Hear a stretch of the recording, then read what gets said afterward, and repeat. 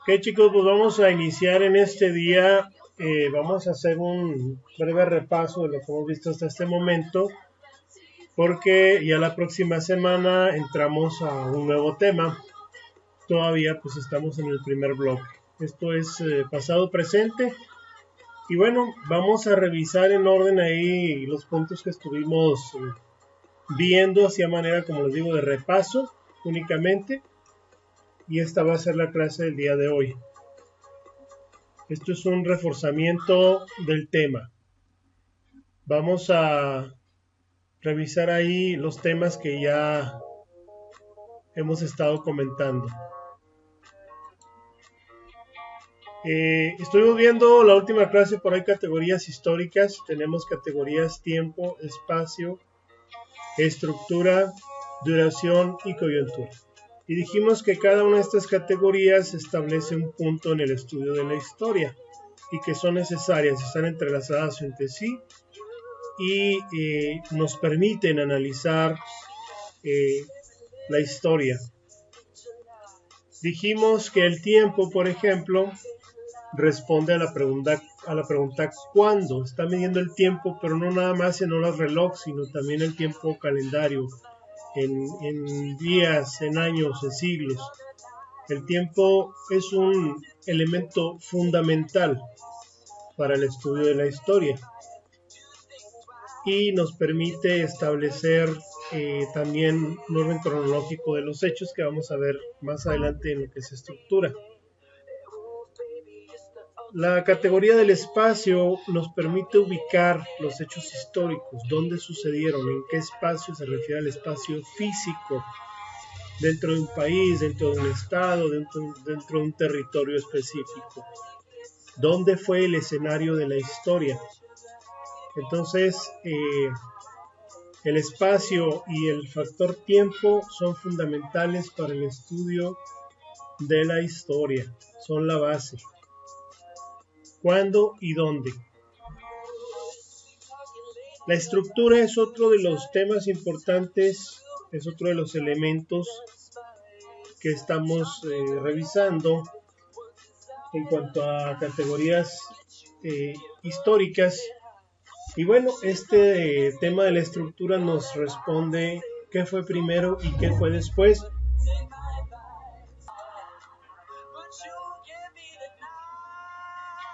Y bueno, dentro de estructura, si nosotros ponemos atención, hay una relación específica entre tiempo y espacio, entre cuándo y dónde.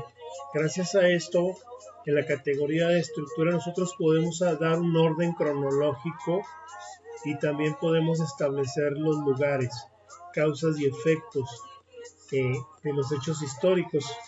Entonces, la historia necesita el tiempo, necesita el espacio para poder definir precisamente una estructura. ¿De acuerdo? Nuestra siguiente categoría sería la duración. La duración también está directamente relacionada con el factor del tiempo y la duración nos permite establecer un periodo de tiempo entre el inicio y el final de un proceso histórico o de un hecho histórico, cuando inicia y cuando termina. Aquí nos da un ejemplo de la lectura sobre la antigüedad de la pirámide de Keops y habla de que se construyó en el año 1500 a 1800 cuando fue descubierto. Entonces prácticamente 4380 años, dice aquí la lectura, es lo que tiene de antigüedad esta pirámide, por un decir, es un ejemplo, ¿verdad?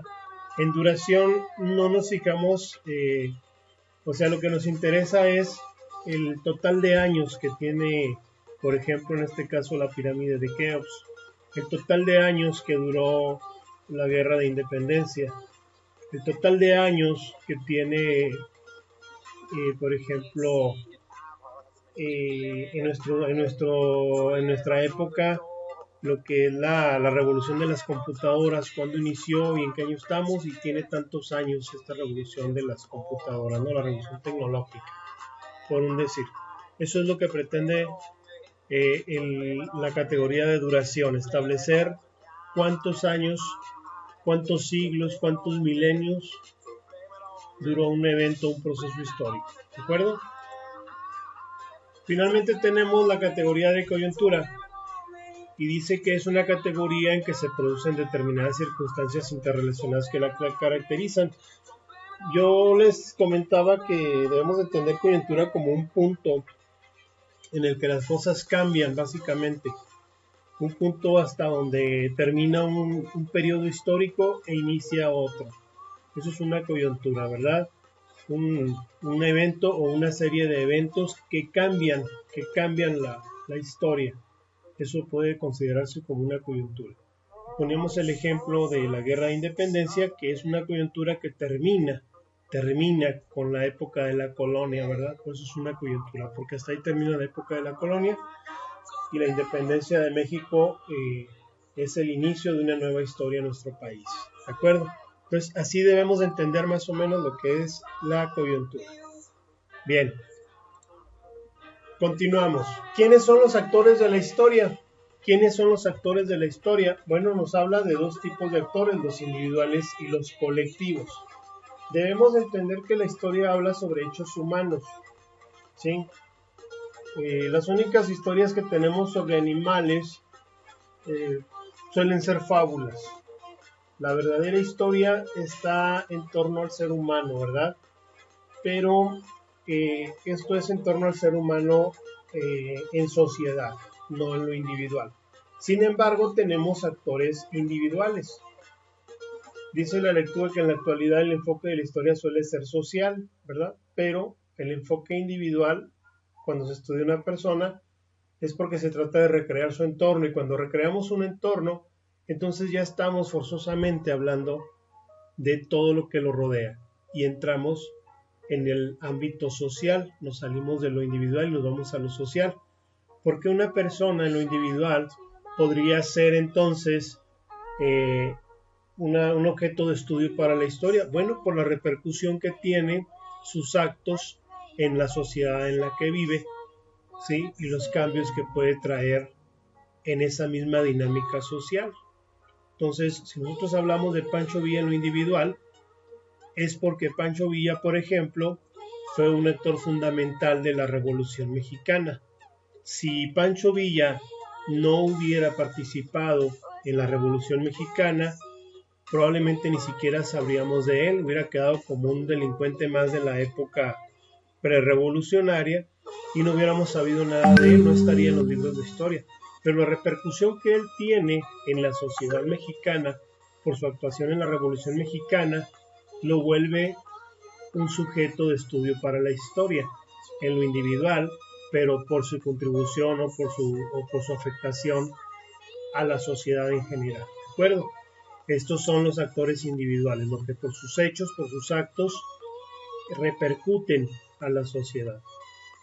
Mientras que los actores colectivos suelen ser grupos humanos específicos, organizaciones, instituciones, disciplinas, conocimientos, tecnología determinado, es decir, actores colectivos pueden ser un grupo de empresas, pueden ser las diferentes etnias de una región,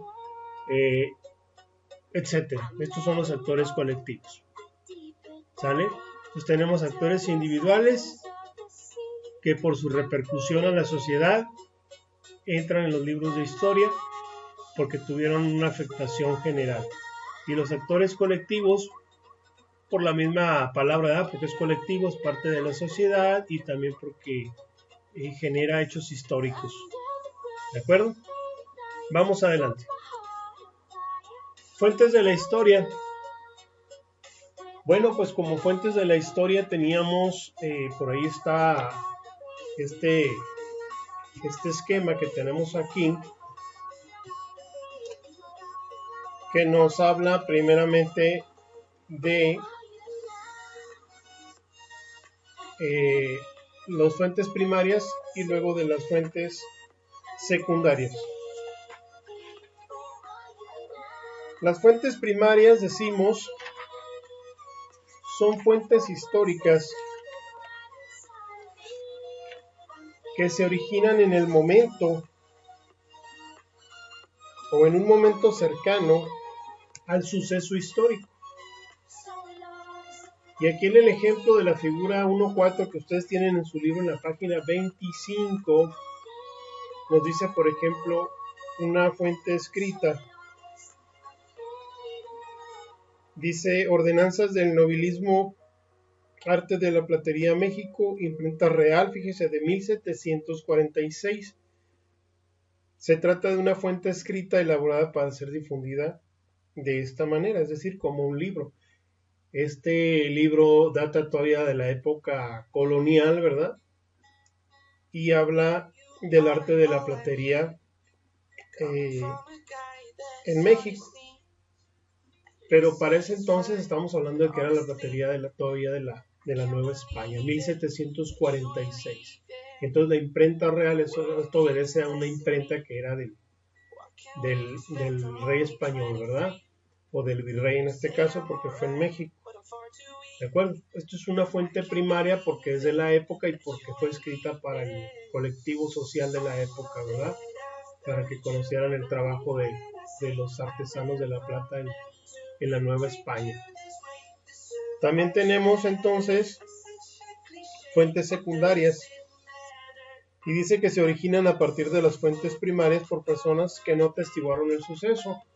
¿Cómo pudiera ser, por ejemplo, una fuente secundaria de este libro de la platería en México? Bueno, quizá yo, en el año 2020,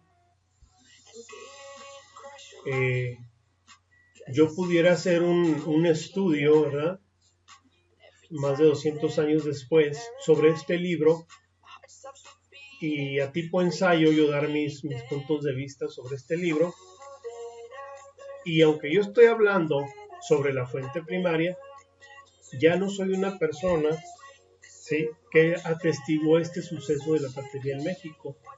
Entonces, mi libro, el que yo escriba, se convierte en una fuente secundaria, que puede ser verídica si está basada en los hechos y en las fuentes correctas, pero no deja de ser secundaria, porque ni yo fui testigo, ni mi libro es de la época donde sucedió este hecho histórico.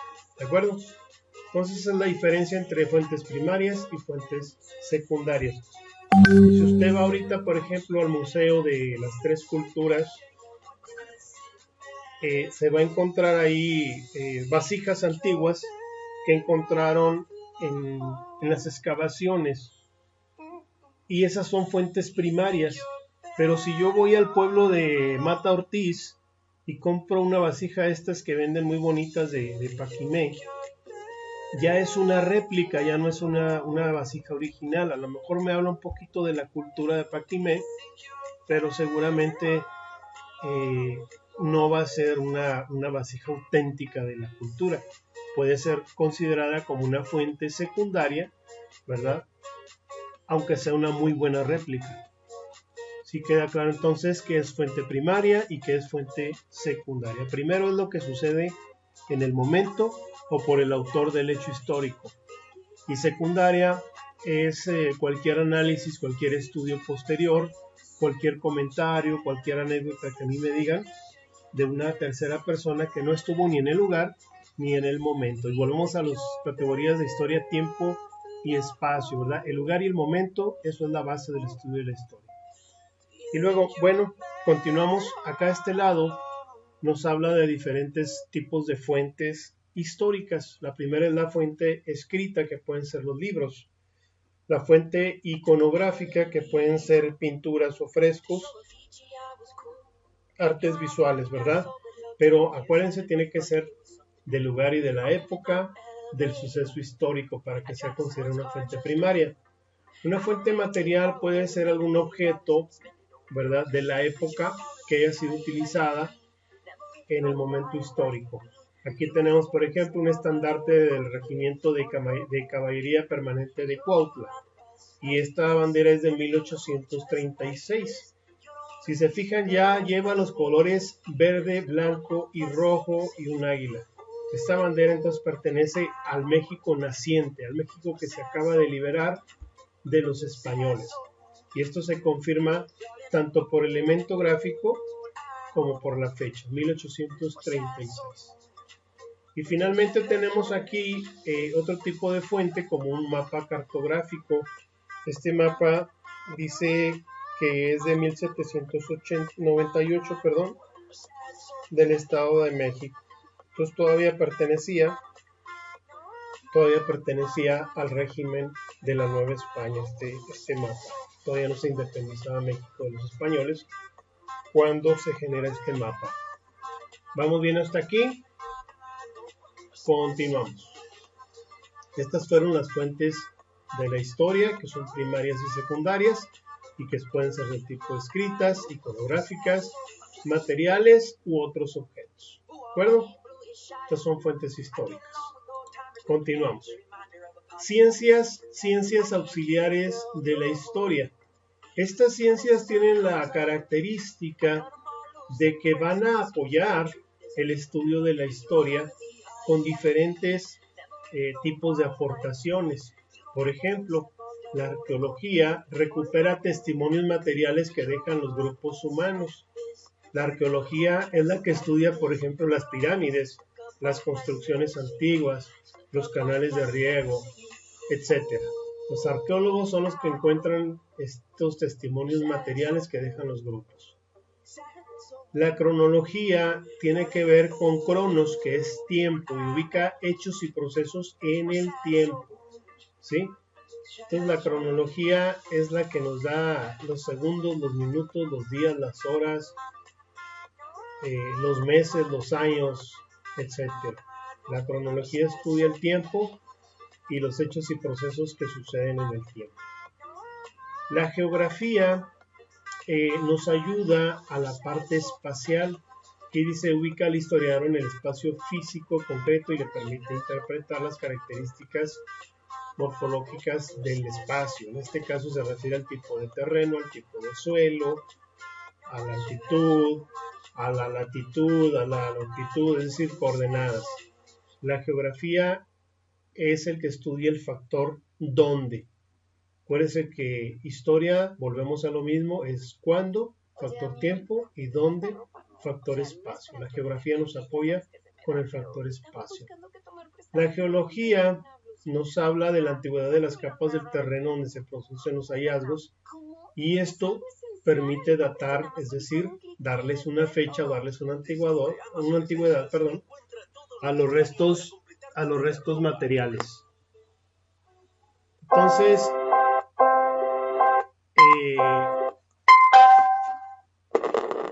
de estos restos materiales recuperados, la geología es la que los estudia y la geología es la que nos dice de qué época son.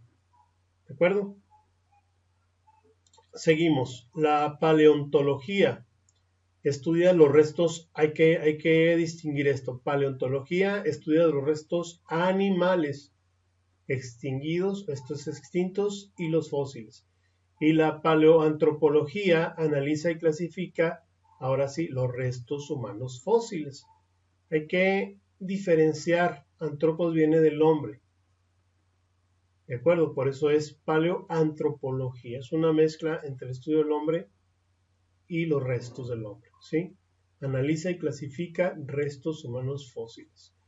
La numismática ya la habíamos visto ahí con el ejemplo del billete de antiguo que por ahí nos pasó uno de los compañeros. La numismática estudia las monedas, las medallas, el papel moneda, los documentos, etcétera, ¿no? Que tengan un valor económico monetario. ¿Sale? Esa es la numismática. Los coleccionistas de monedas precisamente están acudiendo ya a la numismática para establecer la fecha de una moneda, para establecer su antigüedad, para establecer si es real, si es original o si es una copia. La numismática es la que ve todo eso. Y finalmente tenemos la papirología, que estudia los textos escritos en papiros. ¿Qué son los papiros? Bueno, es un tipo que ahora llamaríamos de papel, ¿verdad? Pero no es papel, antiguo, que se generaba por medio de las cubiertas de algunas plantas, de algunas hojas, aquí en México, por ejemplo, como el enequén, que su cubierta tiene una suerte de piel que cuando se seca se puede utilizar como un papel para escribir. ¿De acuerdo? Entonces la papirología estudia estos textos antiguos. Los códices indígenas fueron escritos en papiros. ¿Sale? Muchos libros antiguos, etc. Iconografía. Iconografía estudia la producción de imágenes en cuadros o frescos. Vaya, las pinturas que sean originales, que sean de determinada antigüedad, de determinada región, de determinado artista, qué estaba sucediendo en esa época. Todo esto tiene que ver con la iconografía. Heráldica. La heráldica estudia los escudos y estandartes que distinguían a las familias de la nobleza. Esto también es importante porque nosotros tenemos un apellido. Ese apellido que nosotros tenemos tiene una historia. Tiene una región de donde surge, tiene una familia originaria de donde surge ese apellido que nosotros tenemos. Bueno, la heráldica es la que se encarga de utilizar diferentes métodos para establecer el origen de los apellidos. ¿De acuerdo? La heráldica. Etnografía es un método de investigación que estudia la práctica de los sujetos y dice las diferencias que existen entre lo que dicen y lo que hacen. Eso tiene que ver con las sociedades, las etnias, los grupos. Finalmente tenemos la ciencia de la antroponimia. Y esto es el significado de los nombres propios. Por ahí cuando sus papás supieron que ustedes iban a nacer, seguramente estuvieron buscando un nombre para ustedes y estuvieron viendo catálogos o listas de nombres y su significado para establecer cómo se iban a llamar. Bueno, pues este tipo de material, este tipo de información, se la debemos a la ciencia de la antroponimia, que estudia el significado de los nombres propios. ¿Sale? Bueno, vamos a hacer una pequeña pausa aquí para que ustedes analicen todo esto, porque vamos a pasar a un ejercicio. Este ejercicio es bien sencillo, es un crucigrama y está únicamente basado en las ciencias auxiliares, que es lo último que vimos. Ya no me voy a regresar a los primeros temas, aunque ahorita los revisamos, pero ya nos quedamos únicamente con las ciencias auxiliares de la historia, las que acabamos de mencionar. Y este crucigrama, aquí está la clave, ¿verdad? Tenemos respuestas verticales y horizontales, y de acuerdo a lo que estuvimos viendo, vamos a definir en qué línea va cada ciencia o cada palabra que llene ese espacio. Este es el ejercicio que vamos a hacer el día de hoy. Todo esto se los voy a proporcionar también aquí en documento para que lo copien o para que lo impriman y lo peguen ahí en su cuadernito. O si lo pueden contestar también en computadora, los que no puedan imprimir ahorita, está perfecto. La cosa es que lo resolvamos. Pues es viernes, no tienen que hacerlo ahorita. Yo espero tienen el fin de semana ahí para buscar si es necesario imprimir y poder resolver o pegar ahí en su cuaderno este crucigrama. ¿De acuerdo? Tenemos tiempo. Yo les pediría que me lo hicieran llegar antes de la próxima clase, que es el miércoles. ¿Sale? Entonces, cualquier duda, pues aquí estamos a la orden. Muchísimas gracias por su atención. Y bueno, pues concluimos aquí. Muy bonito día y aquí voy a estar todavía un rato para cualquier duda, para cualquier asunto, ¿sale? Bonito fin de semana, chicos, y no me despido todavía nos queda un rato de clase para estar atendiendo dudas, para estar viendo comentarios. Vamos a darle.